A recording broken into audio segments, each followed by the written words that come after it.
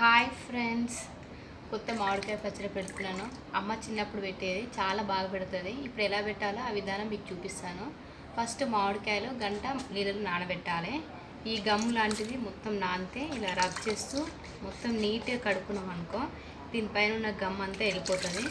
బాగా రుద్దాలి, నీట్గా రుద్ది కడిగేసి ఇక్కడ పెట్టేసుకోవాలి.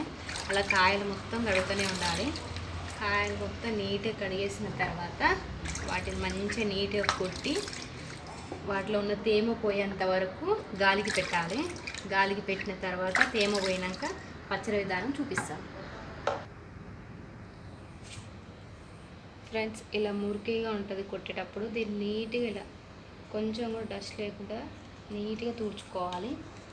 తుడుచుకొని ఇలా పక్క పెట్టేసుకొని వీటిని ఫ్యాన్ కింద ఒక 1 అవర్ పెట్టి మొత్తం తేమంతా పోవాలి. పోయిన తర్వాత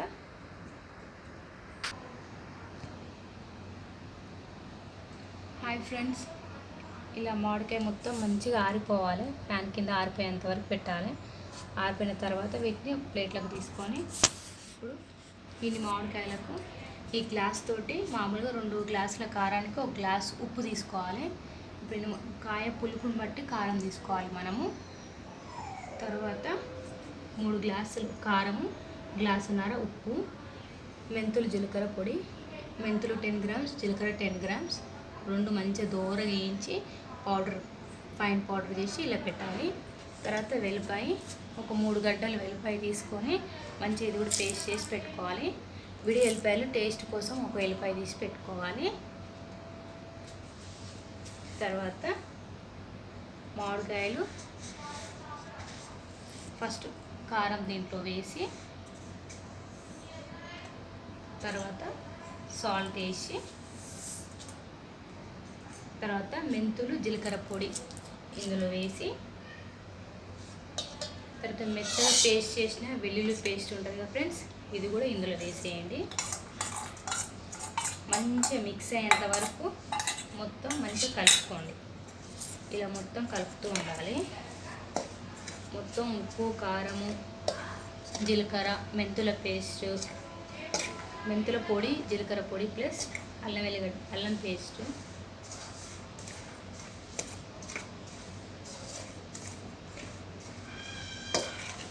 ఇలా బాగా మొత్తం కలిసేంత వరకు మిక్స్ చేయండి.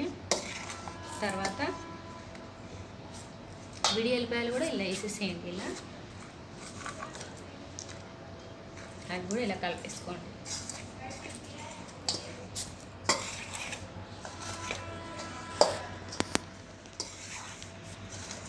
కలిపేసుకున్న తర్వాత దీంట్లోనే ఈ ముక్కలు డైరెక్ట్గా వేసేసేయండి.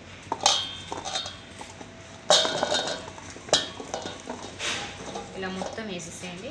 వేసేసి ఒకసారి కలపండి.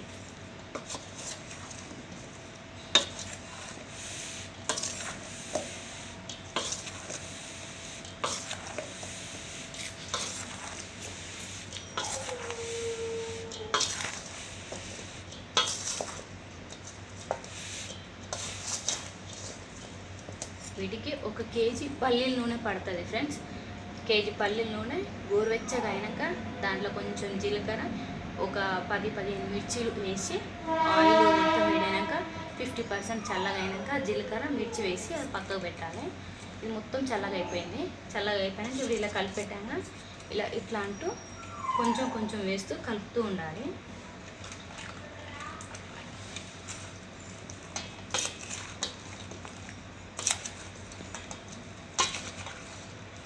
మొత్తం మిక్స్ అయ్యేంత వరకు మెల్లిగా కలుపుతూ ఉండండి.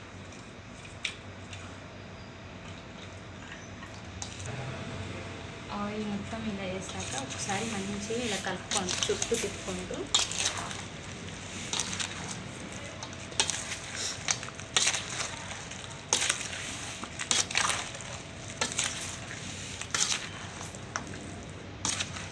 మొత్తం కారం, ఉప్పు, మెంతులు జీలకర్ర పొడి,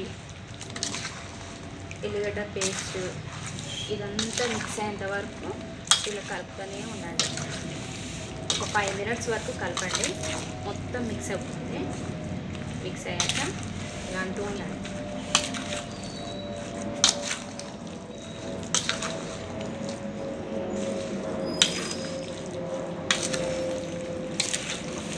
ఇదే ఫ్రెండ్స్ మామిడికాయ పచ్చడి.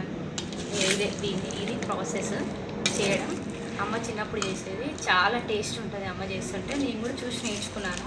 చాలా టేస్ట్ ఉంటుంది. మీకు కూడా ఇలాంటి రుచికరమైన మామిడికాయ పచ్చడి కావాలంటే ఒకసారి ట్రై చేసి చూడండి. ఈ టేస్ట్ చాలా బాగుంటుంది. నా వీడియో కనుక మీకు నచ్చితే ఒకసారి ఒక లైక్ కొట్టండి, అలా ఒక చిన్న సబ్స్క్రైబ్ చేయండి. Thank you for watching. దీని టేస్ట్ ఎలా ఉందో ఒకసారి చూడండి, చూసి చెప్తాను.